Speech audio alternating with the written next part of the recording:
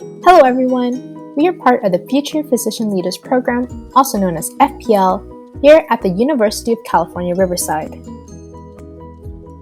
FPL is under UCR's School of Medicine. FPL is a 9-week summer internship where you learn about developing a community health education project and network with various health professionals. Today, we will talk about Dr. CPR and how you can be a hero just like Dr. CPR. Before we get started, just a bit of a disclaimer. We are not trained or licensed medical health professionals. We are just students here to educate you about CPR. Also in this video, we will not be teaching you how to do CPR as it is impossible to do so in a limited time. We also cannot give out any sort of certifications. This video is to raise awareness about the importance of CPR as it can happen to anyone. And we hope by the end you feel encouraged and empowered to use our resources to get certified. With that being said, we hope that by the end you take away why it is important to get CPR certified, what the barriers that might stop you from getting certified, and just some resources that are available to make it easier for you. So here's a quick look at our super team.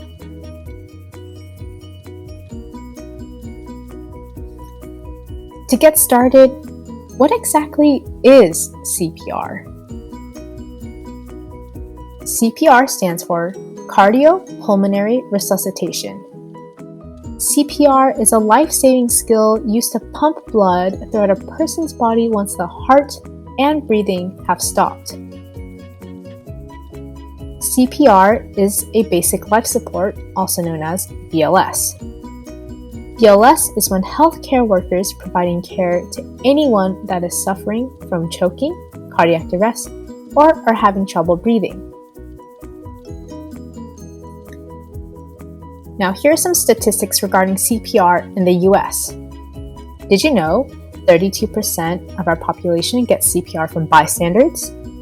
Did you know 45% survived when bystander CPR was done? Did you know 3 times more children are likely to survive when CPR is done, whether by a bystander or in a hospital? And did you know that 54% of our population know how to do CPR but may not know how to do it correctly? So why is this important for our community here in Riverside and San Bernardino? Why should we as a community get certified? Just off our statistics, we found that there are around 500,000 nurses in California, and there are 700 medical professionals in Riverside. Although this seems like a big number, the 700 takes into account all the different health professionals. So, why is that important? It's important because it doesn't matter which professional is being discussed, they all require a CPR certification. CPR classes will not only help you in your health professional career goals in the future, but they will also help you save the life of another, or more importantly, a loved one. This can vary from an infant all the way to an elder. And just to note, you need to get your CPR certification and renewal every 2 years. So now that we know the importance of taking a class, and hopefully after this presentation you'll get a CPR certification, we can now look at potential signs and symptoms that we may see in a patient who may need CPR. The 3 main causes of someone needing CPR done to them are choking, drowning, and cardiac arrest. The signs and symptoms of choking are being inaudible, so not being able to make any noise or talk, blue around the lips, skin, and nails. For drowning, sudden collapse, no pulse, no breathing, and are unresponsive. And for cardiac arrest, also being unresponsive and having blue around the lips, skin, and nails. Now that we know the telltale signs of someone needing CPR, what are some causes and risk factors? For drowning, causes include being unable to swim, lack of supervision, especially for children, location, not wearing life jackets when necessary, and drinking alcohol or drugs.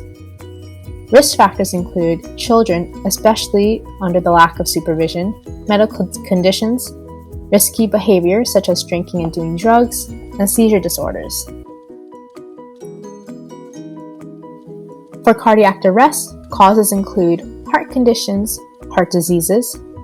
Risk factors include developing heart diseases, diabetes, and an inactive lifestyle. For choking, causes include eating or drinking too fast, swallowing large pieces of food, inhaling small objects, and swallowing small bones. Risk factors include the inability to speak, cough, breathe, and make noise, and the lips, skin, and nails turning blue. At this point, some of you may consider yourselves pros at identifying someone in need of CPR. But what are some ways we can prevent the causes like cardiac arrest that lead up to the need of CPR? One way is to keep active by exercising or constantly moving around. Avoiding the misuse or overuse of substances such as drugs and alcohols is another way.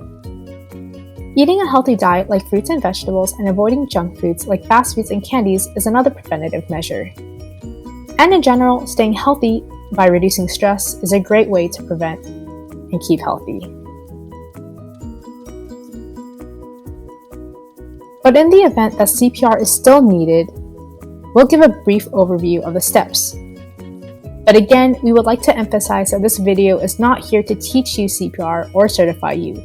We are only here to educate you and encourage you to get certification outside of this video.